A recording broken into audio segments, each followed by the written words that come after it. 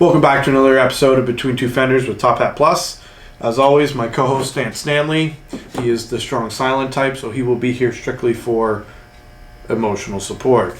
If you hear some panting during the video or clickety-clack of some nails on the floor, we are running a new security setup. I will introduce you. Come here. Oh.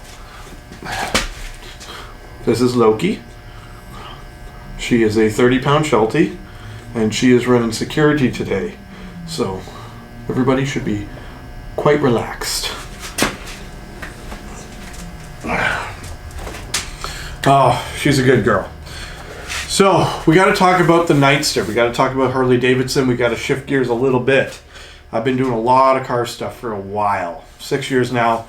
I've briefly touched on my motorcycle. I did a lot more with the bike before I started YouTube. So once I got into YouTube, there just wasn't quite the same stuff to do to the bike other than ride and enjoy it.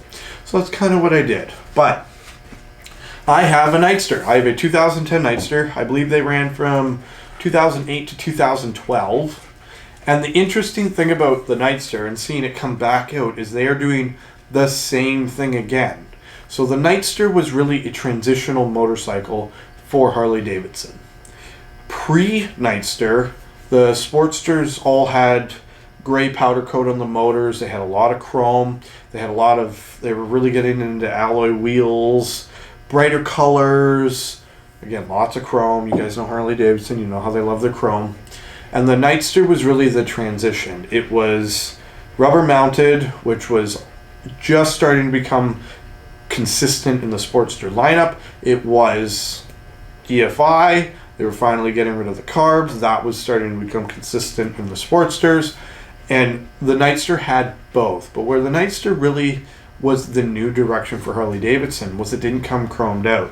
Had chrome spokes, but that was it. Everything else on the bike was blacked out. Before that, it was either bright, like light gray, or chrome for the frames and everything. Just not a huge fan of all that. I like it blacked out. I like it simplified. I guess the frames would have been black, but you know what I mean. You look at an 07 Sporty, you look at an 05 Sporty, they're very bright compared to the more modern stuff. So the Sportster was really the transition from some things being some and some the other to everything all in one package. Kind of the best of all the worlds. Where the Softails are switching over to be counterbalanced and were dead smooth on the highways. The Nightster was smooth on the highways, but shook you to death at the stoplights. We're not leaving yet. I'm not done my video, but thank you. The Sportster was really the best of all of the options available for the Sportster market, and it was blacked out.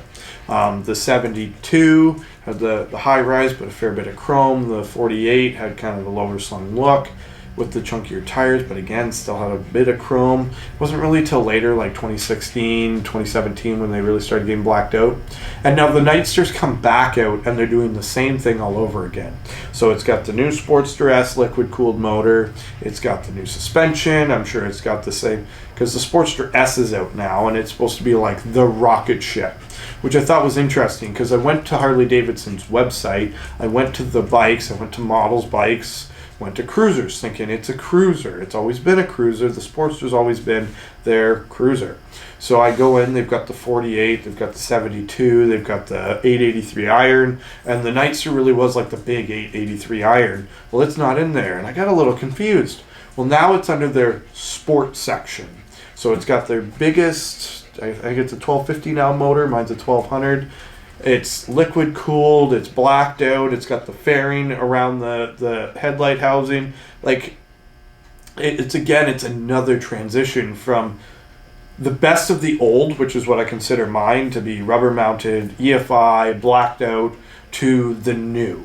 So it's liquid cooled. I'm assuming better suspension because mine's horrible. It's one of the only things about my bike since day one that has been horrible. The front shocks are just floaty and garbage. The back shocks are just super stiff and garbage. Cannot wait to upgrade those. Would love to put a set of Fox or Owens on it.